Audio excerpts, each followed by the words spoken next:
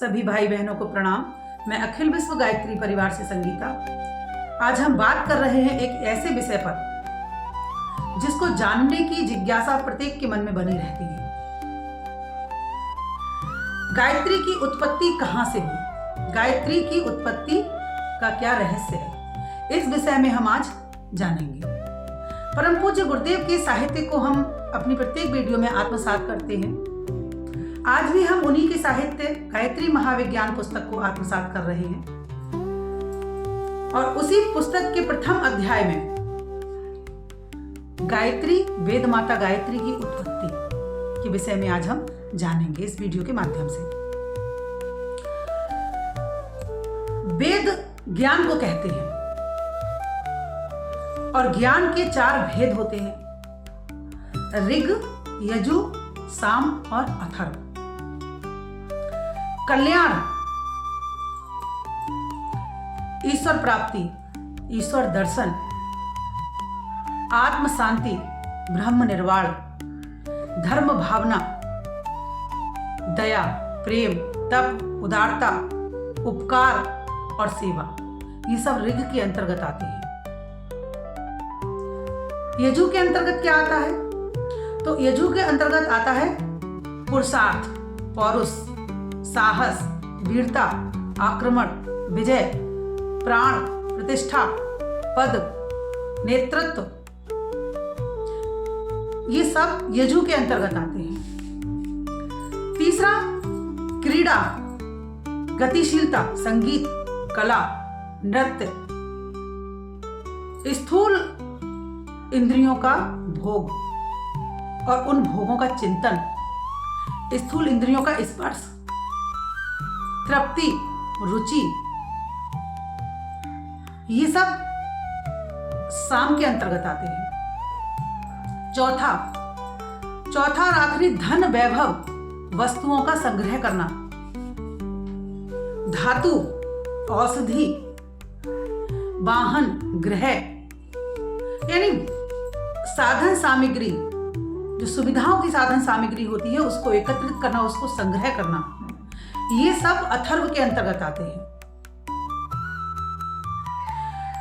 किसी जीवित प्राणधारी के लिए लीजिए और उसकी सूक्ष्म, स्थूल, आंतरिक और बाहरी क्रियाओं, कल्पनाओं का गंभीरता से और वैज्ञानिक रूप से विश्लेषण कीजिए, तब आपको प्रतीत होगा कि इन चारों के अंतर्गत उसकी समस्त चेतना भ्रमण कर रही है। ऋग को कल्याण, यजु को पौरुष, साम को क्रीड़ा और अथर्व को अर्थ। इन चारों दिशाओं के अतिरिक्त प्राणियों की ज्ञान धारा किसी दूसरी दिशा में प्रवाहित नहीं होती। ऋग को धर्म, यजु को मोक्ष और साम को काम और अथर्व को अर्थ भी कहते हैं। और यही ब्रह्मा जी के 4 मुख हैं। ब्रह्मा जी को चतुर्मुख भी कहा जाता है। ब्रह्मा जी को चतुर्मुख क्यों कहा जाता है? तो ब्रह्मा जी को चतुर्मुख इसलिए कहा जाता है कि वे एक मुख होते हुए भी ज्ञान को 4 भागों में निष्क्रमण करते हैं, इसलिए उनको चतुर्मुख कहा जाता है। और उसी प्रकार ज्ञान भी एक है। वेद एक होते हुए भी समस्त प्राणियों के अंतःकरण में 4 स्वरूपों में प्रतीत होता है, 4 रूपों में प्रतीत होता है। तो उसको भी स्वेच्छा अनुसार, सुविधा अनुसार 4 भागों में विभाजित कर दिया गया। वेद 4 हो गए। विष्णु भगवान की भी 4 भुजाएं हैं, उनको भी 4 भागों में विभक्त करने के लिए 4 आश्रम और 4 वर्णों की व्यवस्था बनाई गई। बालक को क्रीड़ावस्था में, जब बालक होता है तो वो क्रीड़ावस्था में होता है, और क्रीड़ावस्था यानी कि साम अर्थात शूद्र, और तरुण जब वो किशोर हो जाता है, जब वो जवान हो जाता है, तो तरुण के लिए अर्थावस्था में, अर्थ माने वैश्य, अर्थ माने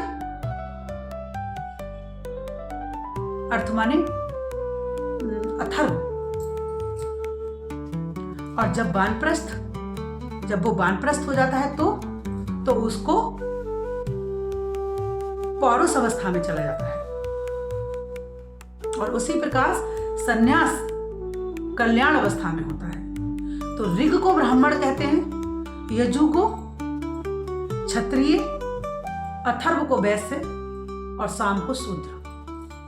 ये 4 हमारी वर्ण व्यवस्थाएं, आश्रम व्यवस्थाएं हो गई। इस प्रकार से चतुर्विध विभाजन हुआ।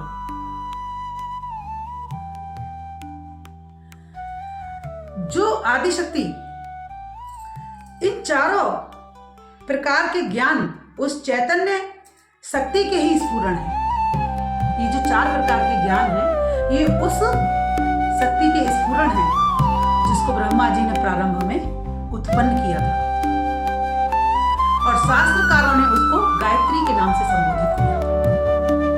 तो इस प्रकार गायत्री वेद माता हुई। और उस ज्ञान गायत्री को 4 वेदों में, 4 स्वरूपों में उसके दर्शन होते हैं। वो गायत्री तो एक है, तो उस एक ज्ञान गायत्री को 4 वेदों में, 4 स्वरूपों में उसके दर्शन होते हैं।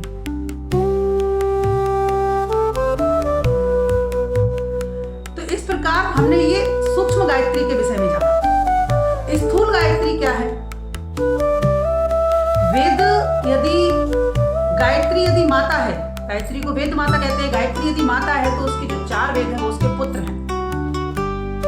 इस सब को हमने जाना सूक्ष्म गायत्री को। ये हमने जो अभी तक जाना उसको सूक्ष्म गायत्री कहते हैं, सूक्ष्म वेद माता।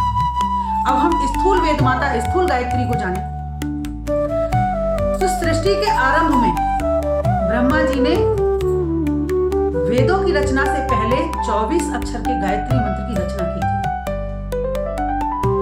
और उस एक मंत्र के एक एक अक्षर में सूक्ष्म तत्व समाहित है।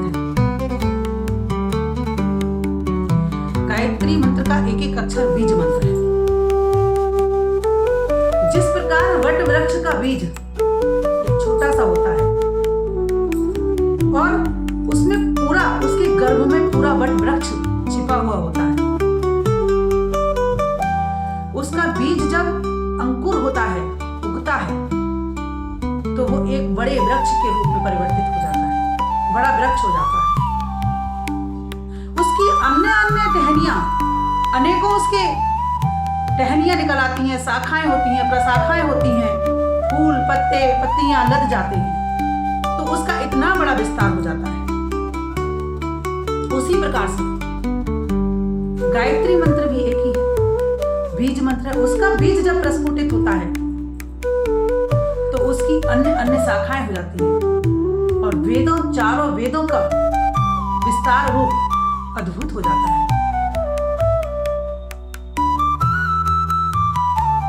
व्याकरण शास्त्र, इतने बड़े व्याकरण शास्त्र को केवल 14 धाराएं, शंकर जी की 14 सूत्रों से इतने बड़े व्याकरण शास्त्र की रचना हो गई।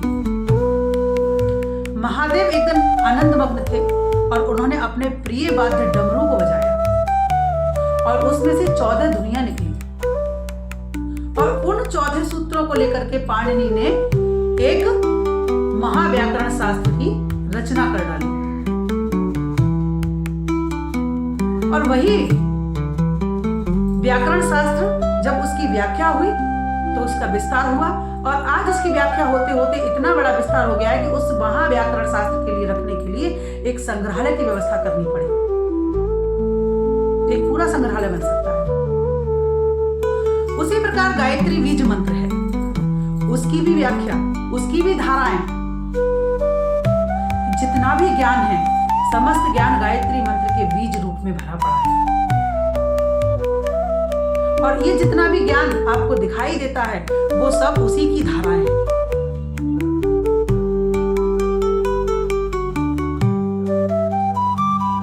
गायत्री की प्रारंभिक उत्पत्ति वेदों से हुई थी। ब्रह्मा जी ने उसकी उत्पत्ति की थी। अगला इसका अध्याय जानने के लिए अगली वीडियो में हम इसको आत्मसात करेंगे। इसको हम यहीं पर विराम देते हैं, वीडियो अधिक लंबी हो जाएगी, इसलिए इसका आगे का पार्ट हम अगली वीडियो में आत्मसात करेंगे, आप सबके साथ साझा करेंगे। सभी को प्रणाम, बहुत बहुत धन्यवाद।